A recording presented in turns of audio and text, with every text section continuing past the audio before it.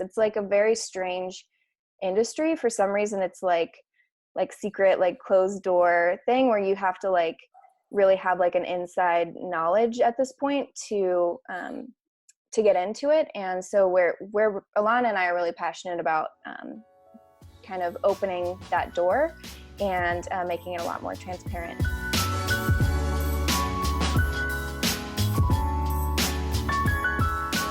Hello, everybody. Welcome to this week's video. I'm here with Katie and Ilana. Welcome, guys. Hey, thanks for having us. And today, Katie and Ilana are going to be talking to us about the big, bad, scary, overwhelming world of licensing. So super excited to get into that. But before we do, can each of you just give us a little rundown of who you are, what you do, maybe how you got into licensing to give people kind of a background and where people can find you? Sure. Katie, you take it first. Oh, okay. Hey, I am Katie Johnson, and my Instagram handle is Katie Made That. And I am a hand letterer, but I got into licensing by Ilana and I kind of have a similar story here, but we both created our own stationery lines. And through having my own stationery line, I was just like putting out a lot of greeting card images and things that I'd created for myself. And I started getting a lot of greeting card companies contacting me and saying like, can you create a card for me? Or can we like license your existing cards? And I was like, what the heck is happening? Like, I don't know how to approach this at all. I don't know how to price this. I don't know anything about it. So kind of already getting into the story of what licensing is, but yeah, so I started like searching and Googling things and was finding nothing. So just really had to like figure it out by trial and error. And so when Ilana and I hooked up, we were like, let's help make this more transparent. Let's help people understand how this works. So yeah. Awesome. That's like the dream. Just making art and then having a company ask you to license it. Yeah, totally. Having no idea where to start though. That was like, it was like, yay, but oh crap. Yeah. Yeah. And my story is basically the same. I had my own line of stationery and made a lot of industry friends who were also doing stationery, and some of them were doing licensing. And really what happened is I went up to a client, or, you know, I did some outreach and I talked to a client and I said, like, do you ever work with freelancers? I'd love your style. And they sent me back a licensing contract. And I was like, okay. So I like sat with a lawyer and reviewed the terms. And I realized that this was a huge shift I needed to make because the reward was so great. Mm-hmm. And it was just such a fun process. And when I asked them like, so like, what direction should I go? And they were like, just do your thing. And I was like, what's happening? So that's how I got started, just like Katie. And we're so excited to share what we've learned through a lot of trial and error with everyone else. So I want to ask this question to both of you, but maybe we'll start with you again, Katie. How much of your business, like how much of your income in your business is from licensing, approximately? Well, I do such a mix of things. So licensing to me, I look at it kind of as like a more consistent like base that I can count on. So when my freelance stuff comes in and out, which it does all the time, there's like the feast and famine thing is so real. I can have royalties coming in from stuff that I did like 2 years ago, and being able to cash those checks every month. You're like, what up? I forgot that I even did this. So it starts to feel like passive. So I'd say probably licensing right now is like 25% for me. I think it's more for Ilana.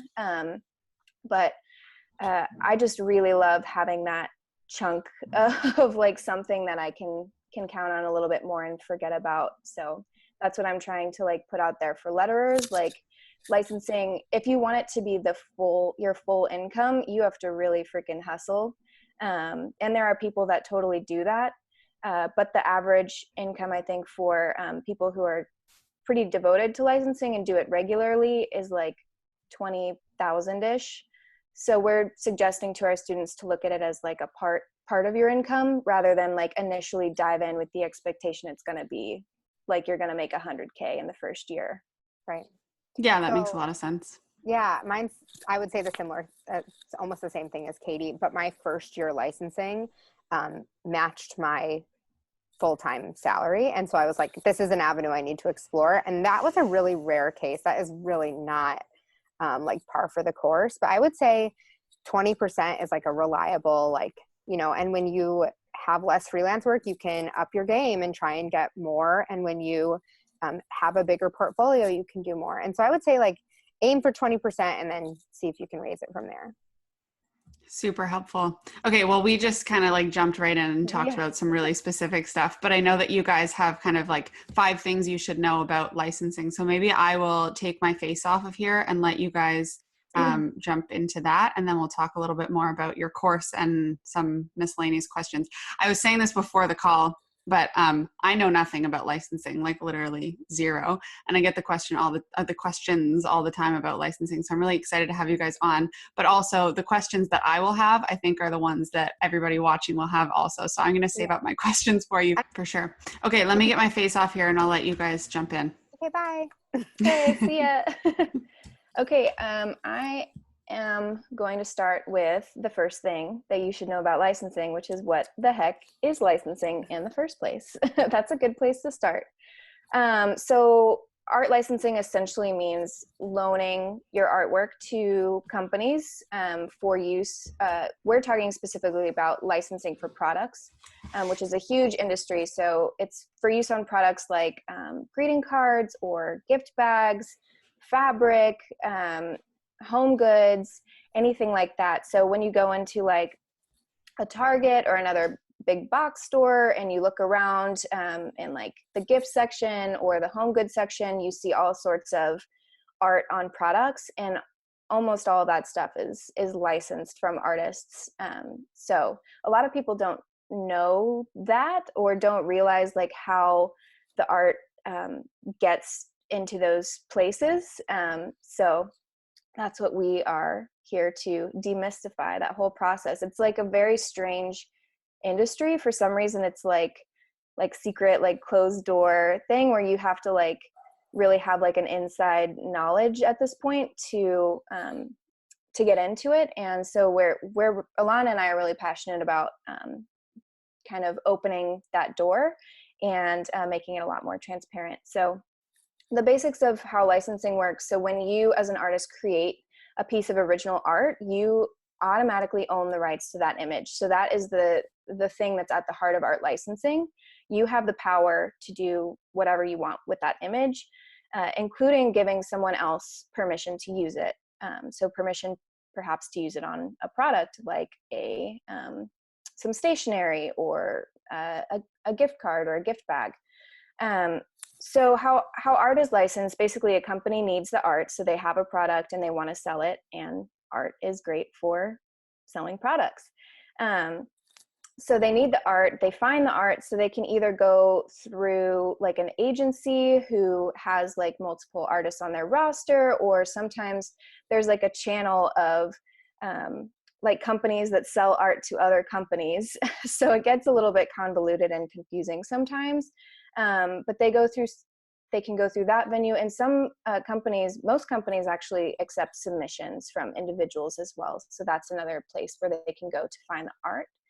And then they will license the art to go on that product, and they pay a percentage of their sales, which is royalties, or a flat fee to the artist who created that art to basically borrow it for whatever period of time and whatever terms are agreed upon with that artist. So that's the basics, the super distilled version of what licensing is. Awesome.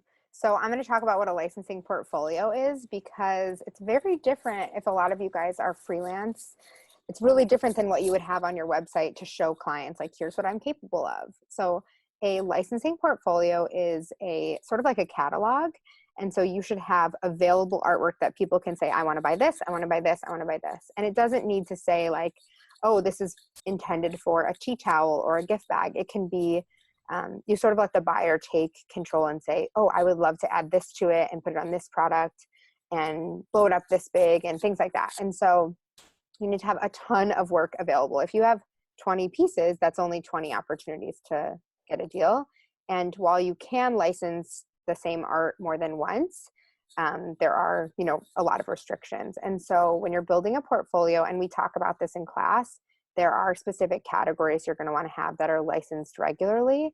And then there are some more obscure ones that maybe people are looking for that are more specific, that you want to include, or things that maybe you're just not interested in creating. And so you really need to have hundreds and hundreds of pieces available.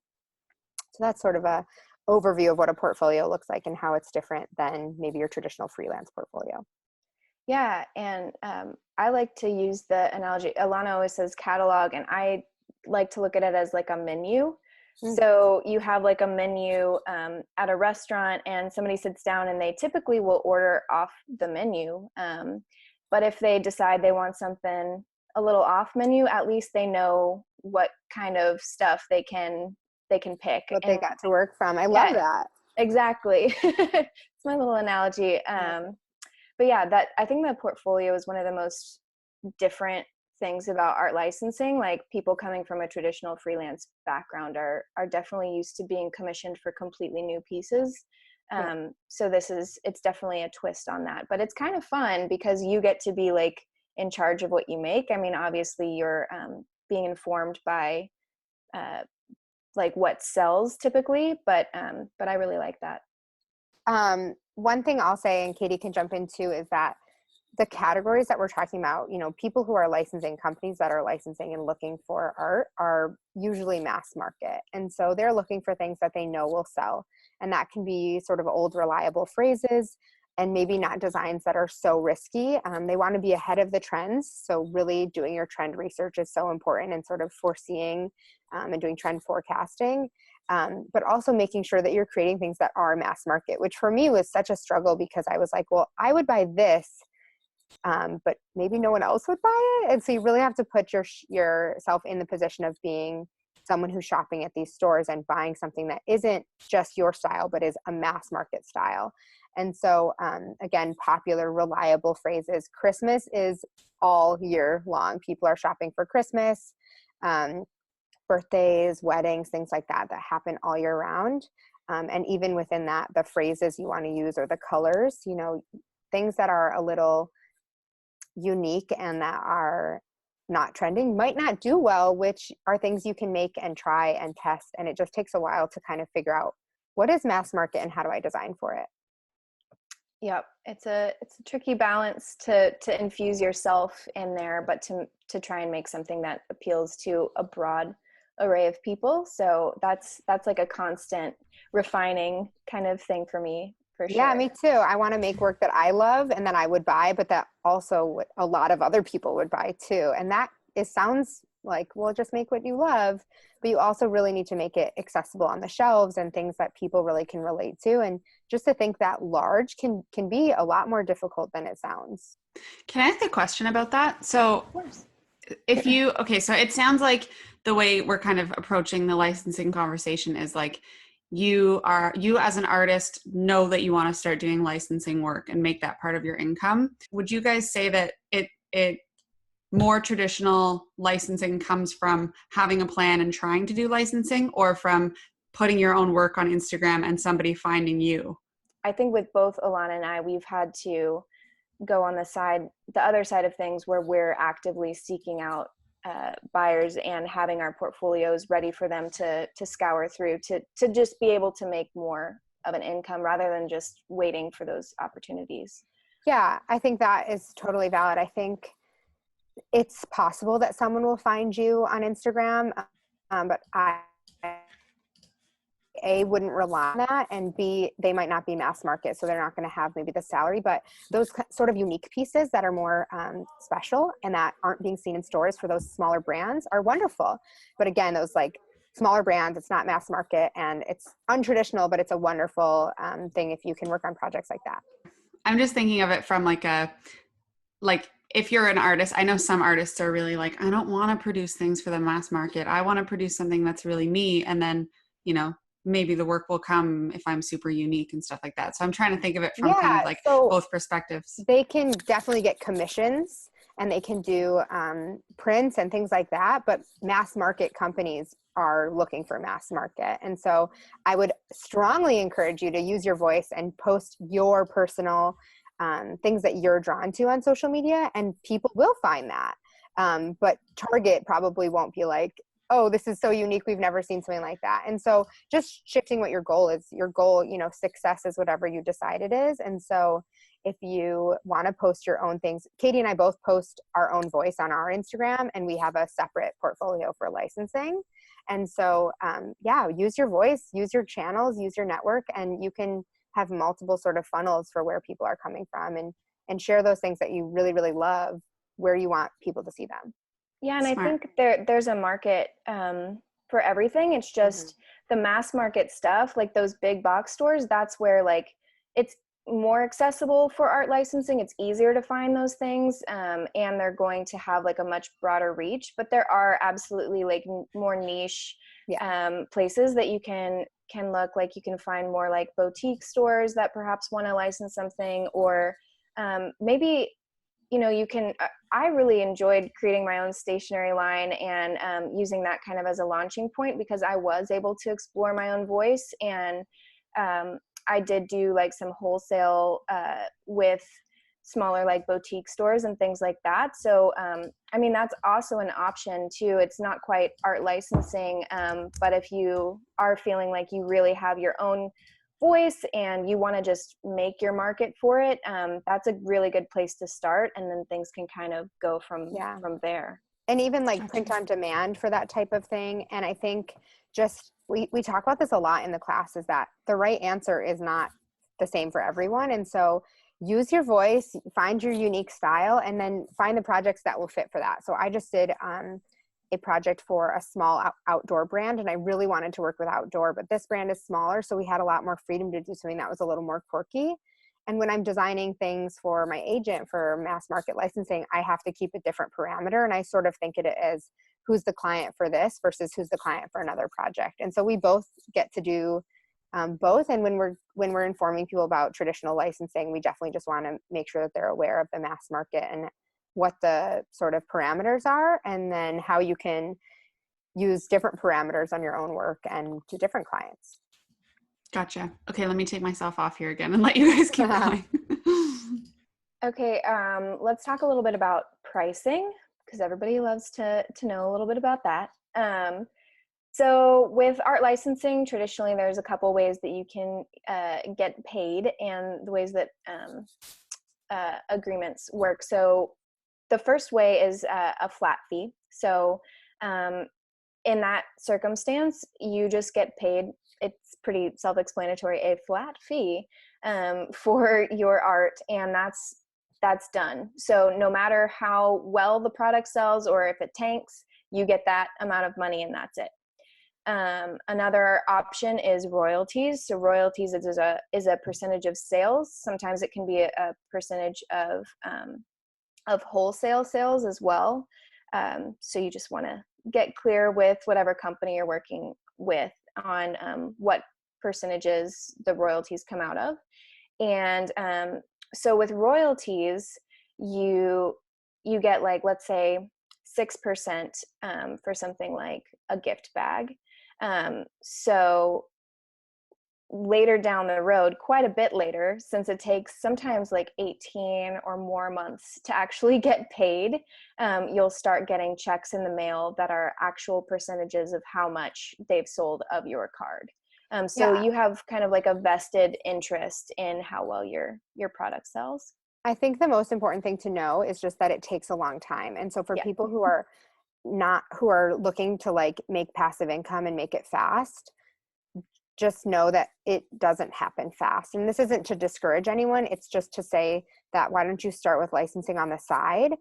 Don't put all your eggs into one basket, because literally you could do a project and not get paid for 18 months. And you won't see that product for 18 months until it's on the shelves. And you could, like Katie said at the beginning, you could forget that you've done that project, and then you see it. And so it really is a long game. And if you want to be in it, you need to know about mass market, and you need to know that pricing does take a long time, because we don't want someone to sign up for class and like leave their job and then be like, oh, I'm going to be a licensing artist, and then not have money to pay rent. Like, so you need to start slow and sort of like understand the market. It's a weird market. It's like very traditional. And so it can take really a long time. I mean, sometimes it takes less time than 18 months, but I would say average is probably at least a year.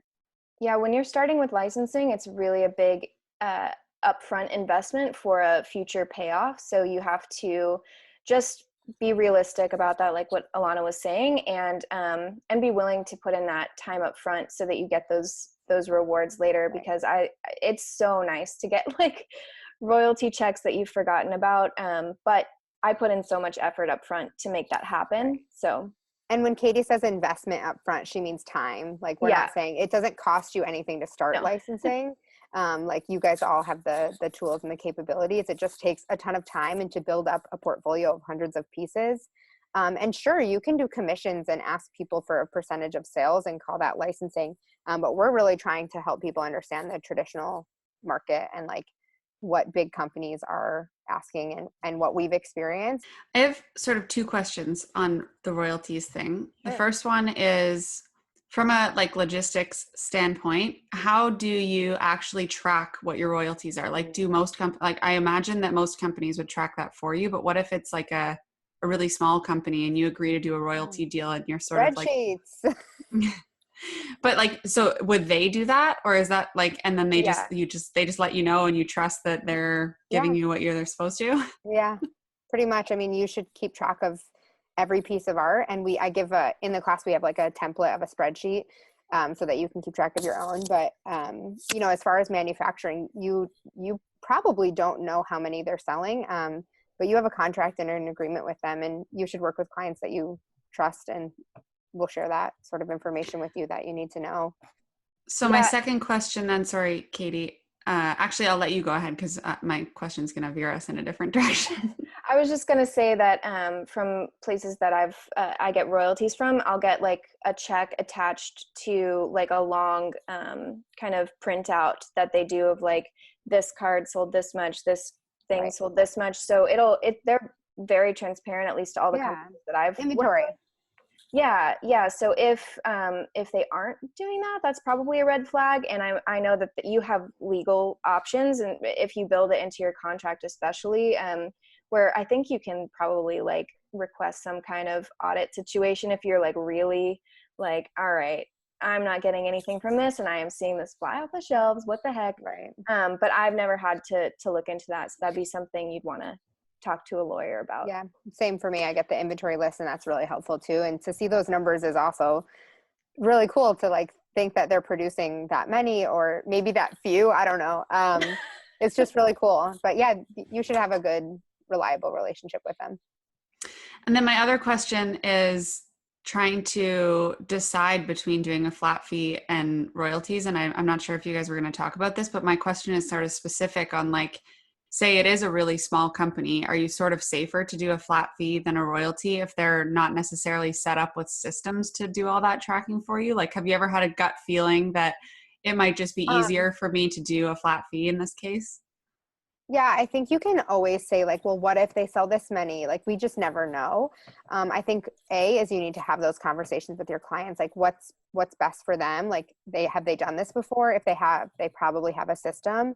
And B, like, you just never know. And so it is a risky situation, but you should just follow your gut. And I just think with pricing, there's so many factors, and we talk about a lot of the factors that can help you make those decisions in class. Like, how big are they? What's the turnaround? What's happened before? Have they done this before? How much is your network going to help sell? You know, like, will your network have an opportunity to help sell this product? There's just so many factors. And so A, trust your gut, and B, like, make sure you have those conversations with what works for them.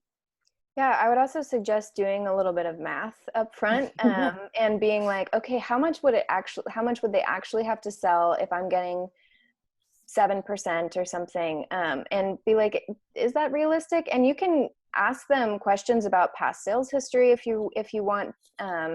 You are entitled to be able to ask those questions if they're offering you royalties, to give you that information. So, but I definitely have gone with flat fees, like been offered a flat fee or royalties, and I've definitely gone with flat fees before, just being like, I'm gonna go with the like less risky option right now, because I'm not certain that this is gonna kill it in this small And you store. can ask questions and they might say no, and that's proprietary, but at least you ask, at least you have all the enough information to make an informed decision.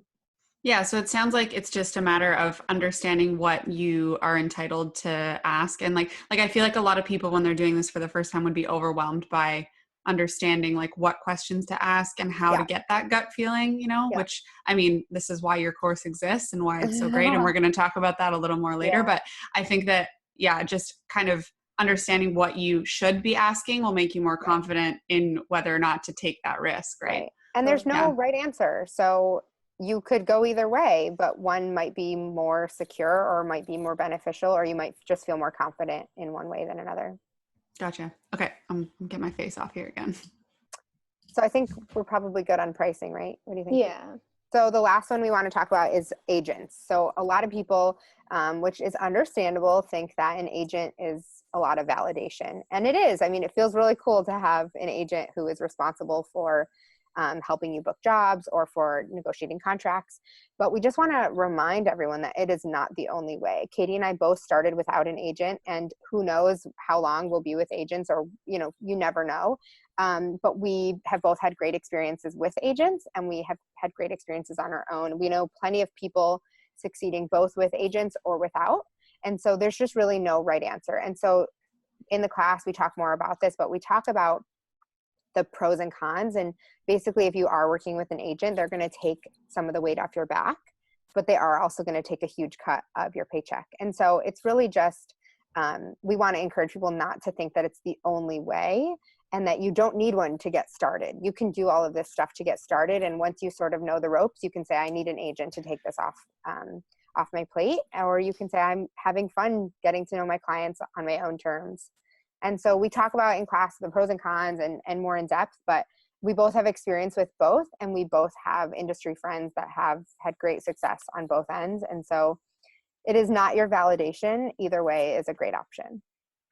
Yeah. And what agents really will do for you is they have the business contacts. They have the clients. They should have these. They should have, a list of clients that they're working with, constantly getting new art in front of, and they should also be actively marketing your work. Your agent should have a presence at trade shows, which are a big part of the art licensing world. There's we talk about that a lot in the course, like what kind of trade shows and marketing opportunities there are. But yeah, it's their job to get the buyers and your job to make the art, which is the main pro of having an agent, because it takes the business side of things off your back, which if you enjoy that, then go for it. But a lot of people just want to concentrate on the creative side. And then their other jobs too are helping you prioritize what art you're making, giving you feedback on like what people are saying, how you need to maybe tweak things, what your portfolio is lacking. It's also their job to help make your portfolio as targeted and successful as possible. So it's like a team effort. They should be really good at trend forecasting. I know with my agent, she is always trend shopping and sending me like inspiration. And that's really helpful for me. If you live in a really rural town and you don't get to go to these small boutique stores, so you don't know what's trending, that could be really helpful. Or maybe you love shopping and you're always looking at trends. That might not be something you love. And so there's really just like a lot of pros and cons. And so it might work great for you. Also, you might love contracts and spreadsheets. I mean, it sounds crazy to me sometimes to think that, but you might really love outreach and getting to know clients. And so then that might not be something you want to give up. I think we covered our 5, right? The 5 things. Yeah. And we go in a lot more detail in the class, but I think that should give you guys like a really good understanding of sort of the mass market industry that we're talking about and what licensing is and how you can start to kind of dip your feet into the industry. Yeah, I think even just those 5 points have probably clarified a lot of things for people. And I mean, like I said at the beginning, I'm the person that needs those things clarified, and it clarified for me.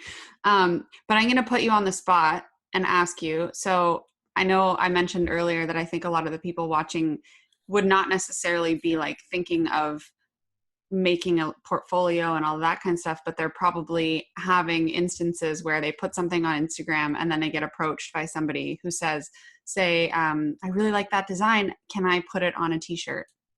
So let's say that's a message you get on Instagram. What would be like the steps that you would go through? That's funny. We just had like a 3-way message on Instagram about this.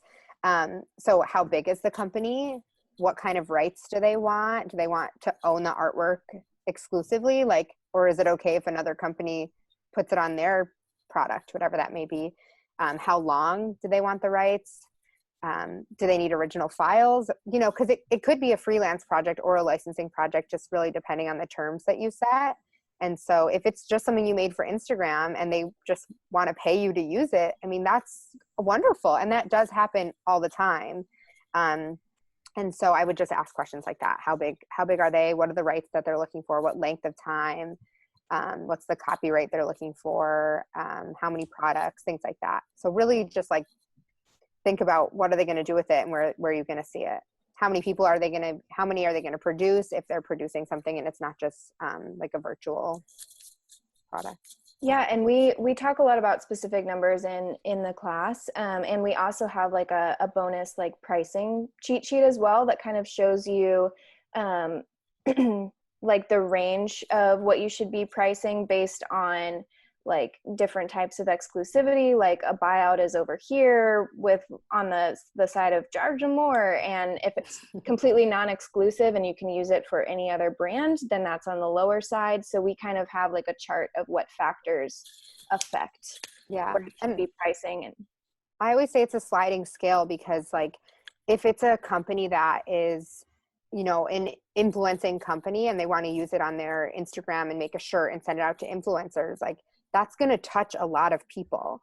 And if you have a network as well, or if you don't, it doesn't matter either way, but how many people are going to see this and how impactful is that project going to be? And unfortunately, the size of the company and how many people will see it has a huge impact on how much you're going to charge. It's value-based pricing, right? Exactly. Too. Like I have a pricing course as well where we talk a little bit about that. And I mean, even not talking about licensing, just talking about pricing in general. If you ever get messages on Instagram and someone says, can I use that design for XYZ, let's say a t-shirt? Well, you need to know if it's just going to be a t-shirt for Katie or if it's going to be a t-shirt for Nike. So actually it makes a big difference. What I say whenever someone says that, which is not every day, like I'm not getting these like left and right or anything like that, but what I say is, can you email me more details? Because really I have a ton of questions. And over a DM, I'm not getting enough information. So I really want to take it to my website and my email and like ask them and hop on a phone call and say like, how many people are these, who's going to see this? And really ask a lot of questions about what's going to happen with the project. Well, even just getting them into your email, usually you can see if they have a domain name, then it's probably for a business. Yeah. Like if someone's trying to like pull the, that saying? Pull the wool over your eyes? Yeah. Did I just read that? No, that's right. No, that's like if it's like Sarah Jones on Instagram, like Sarah Jones 22, but really her domain is like sarahjones@nike.com. Like, okay, well that's like, a different story. Yeah.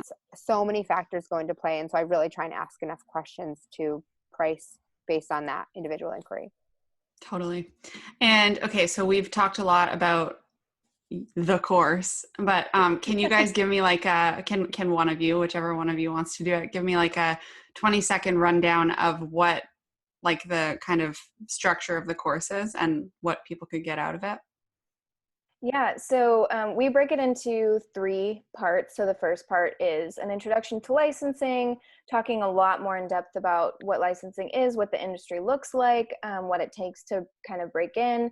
We talk about fee structures in way more depth, and how you get paid and how all of that works. And then we talk about licensing agreements, all the terms, all the confusing stuff about exclusivity, like restrictions by like territory, all those confusing things. We break those down individually and tell you what they all mean and how they affect your contracts.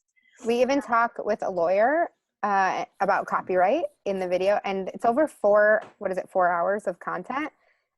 So like imagine this conversation that's 4 hours. Yeah. Then in part 2, we talk about making lettering that sells. So that's where we go into your portfolio, copywriting, design specs. Like a huge question that I get is like, what size do I make this art when I don't know where it's going to end up? Like, how do I know what aspect ratio to do? So we give a lot of pointers on that. And then we go into part 3, which is selling. So that's all about marketing, finding buyers, talking to agents, deciding if that's right for you. And then we have a crap ton of like bonus materials, like the pricing cheat sheet I was telling you about. Ilana goes into like creating patterns and stuff. We do the copyright, video, trend shopping, and then I also do like a full behind the scenes design process video. That was a lot more than 20 seconds, but that's like the full spiel. Yeah. No, that's awesome.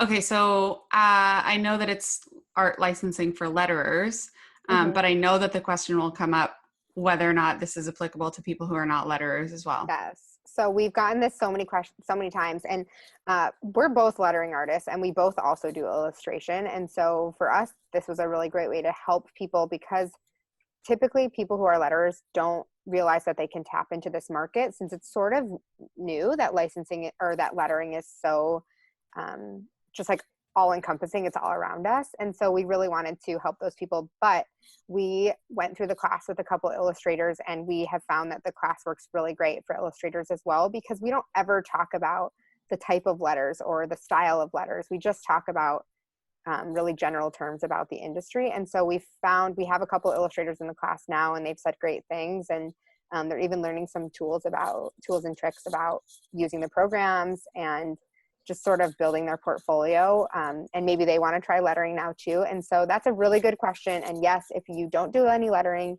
you can still sign up. But more importantly, if you have questions or you're like, this is what I do, I don't know if I'm a good fit, just email us and we'd be happy to talk to you and look at your website and tell you if we think you would learn something.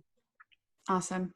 And so at the time that this video is going live right now, the course is open, but it's not always open. So if you're watching this later down the line, there's going to be a waiting list on the page, I imagine, that people can sign up for and get in on the next round. Yeah. And of course, I'm going to put the links all down below to find everything. But just before we hop off, can you remind people where to find each of you? And I will pop whether it's your Instagram or your website, whatever the best place for people to find you is. Yeah, my Instagram's Katie Made That, and you can also find me at katiemadethat.com, and I have a little licensing portfolio up there too, if you want to like check that out and see what that looks like as well. Yeah, and I'm Ilana Griffo at Ilana Griffo and ilanagriffo.com, which is going to be way easier to look at spelled than over voice, so check it out. Yeah. And no worries. Yeah, we both share a lot of like tips and stuff on our Instagrams as well, and we love just having conversations with people about it, and hopefully we can help. Yeah.